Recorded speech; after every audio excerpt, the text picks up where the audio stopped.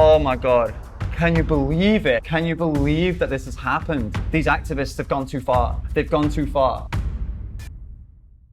Hey, it's David here at Skinny Vegan Fitness, and I'm back with another video, back with another 5-minute Friday. It's good to be back. I took a little break last week, get some time to myself, some time to think, some time away from social media. I hope that you consider doing that too. Take a little break, step back from social media, stop getting yourself involved in other people's shit for a little while. We're back this week with another 5-minute Friday. We're going to go through some of the most interesting things that have been going on over the past week. A little bit more than the past week, actually, maybe like the last 10 to 12 days. Before we go ahead with the video, please do 3 things for me: like, comment, and subscribe. It costs you nothing, but it helps my channel to grow. It helps people see more of my videos. Let's put 5 minutes on the clock and let's start this week's 5-minute Friday. The first story I'm going to talk about is about a company called No Evil. They have donated 15,000 plant-based meals to outreach workers that are working with the homeless. That's just amazing. It's great that these plant-based food companies are doing this right now in this current pandemic, in this current situation. Really shows that they care not only about the animals, but they care about the humans too. The next story is a big win for animal rights activists. Big win for the animals. In Chicago, they have put a ban on horse-drawn carriages that is going to come into place next year. This is a big win for all the people who have been campaigning against this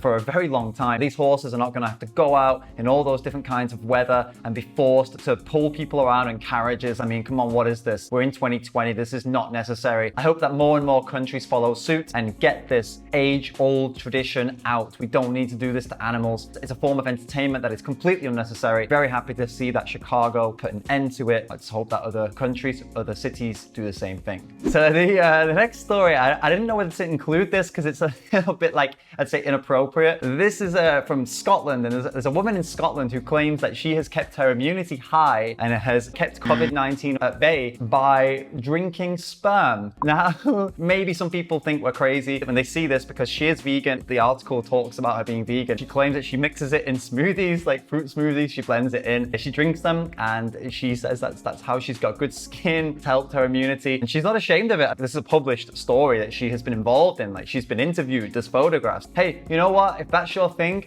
good for you. At the end of the day, we come in all shapes and sizes. Vegans is just as like the same as everybody else. Some of us have some weird things that we like to do. Some of us have some more normal or socially acceptable things that we like to do.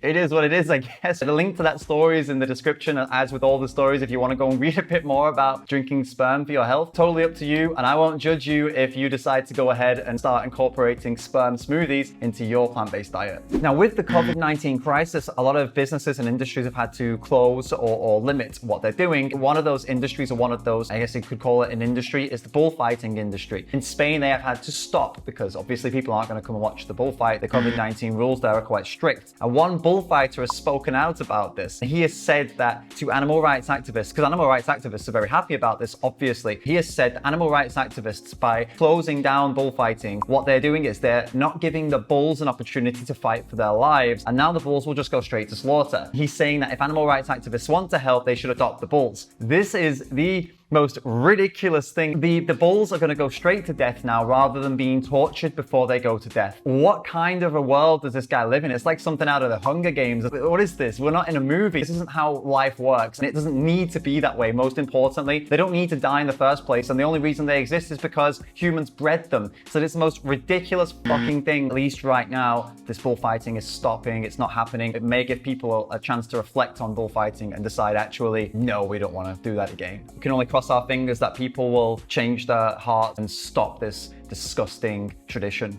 Finally, I've got this interesting piece of news for you. Beef Magazine, this industry, animal agriculture industry magazine, and they put out loads of different stories. They do focus on activists a lot, and this most recent story is very interesting. The headline for the story is "Activists at it again, blaming Corona on meat eaters." The story goes in to talk about all the different things that activists have been doing, but the irony of it, the comedy of it, is that it's basically a highlight reel for activists and what we've done and the work we've achieved and the things we've achieved during the last kind of like 6 months to a year. Let me just quickly read through for you some of the things that it includes. I've got the laptop just here. It talks about the supply chain being broken and how the industries are really struggling right now, dumping milk, and they're euthanizing animals, killing them because they can't keep them rather than killing them and selling them. I mean, God, what a travesty for the industry. I mean, you're not making money from killing animals, you just have to kill them. Oh no, you know, like, well, we should all cry about that apparently. She complains about this, and then she goes on to talk about how activists were lobbying to take away farm aid from industrial agriculture organizations, and instead these groups were urging Congress to favor climate compatible plant-based options and plant-based producers. We all hear that and we're like, great, what a great thing. She's writing this as like, she's very angry. She's like, oh, can you believe this? You read it and you're like, that's great. I think most meat eaters even around the world would say that's a good thing. It's only the animal agriculture industry people that'll see that and say, oh, that's so bad, because they don't give a shit about the planet or the animals. She says also, in addition to that,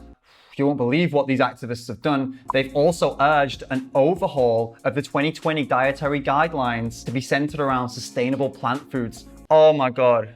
Can you believe it? Can you believe that this has happened? These activists have gone too far. They've gone too far. There's more. They've also worked to end animal testing and prohibit the use of animals when working on treatments and cures for COVID-19. It's almost like these animal rights activists, they want to help humans without harming other animals in the process. They're crazy. Can you believe them? Crazy people. For those of you that aren't British, by the way, like, please note that all of this is sarcasm. For anyone that's wondering, especially you Americans, I know sarcasm's not your first language. All of these things are positive. I can't believe somebody would write these things as if they were negative. Apparently also, I didn't know this, but PETA has purchased stocks at large apparel companies like Ralph Lauren, Urban Outfitters, Guess, Burberry, Chico's Express, I don't know what that is, in hopes of banning wool and cashmere. How is that a bad thing? We need to move away from these archaic things that we do to animals. We don't need to use the wool and fur. What the hell is wrong with us? Finally, she talks about the Chicago thing as well, banning the horse-drawn carriages. And then the owner of the Chicago Horse and Carriage, even though there are city, state, and federal laws clearly stating what is animal cruelty, there has never been one horse driver or owner arrested operating on the city streets of Chicago. Yeah, because the law is 100% correct all of the time, right? The law isn't speciesist at all. Police are definitely keeping an eye on those horses, right? Absolute bullshit. This is like a highlight reel for activism. Everything she said has been very, very positive. It's supposed to make the reader angry. But of course, the readers are going to be people from the animal agriculture industries, and this will make them angry. I think it's just brilliant that we're rattling them so much that they write these articles that are basically celebrating all the great things that activists have done and trying to play it as if it's something bad. She closes saying that we must hold these groups accountable for their false claims and verbal attacks, and we must do what we can to protect our abilities to own livestock, have pets, and utilize animals in businesses, medicine, entertainment, clothing, and more. These false claims and verbal attacks. Everything in that article, none of it was false. She debunked nothing. She just highlighted what was going on, getting upset. I believe her name is Amanda. Sorry, Amanda, but the truth is the truth, whether you like it or not. You need to move with the times or be left in history. And that's it for this week's 5 Minute Friday. I've probably gone over 5 minutes. Yet again, I'm not going to make a big deal of it. Didn't time it, switched the camera on, started going. I'm an idiot, do it every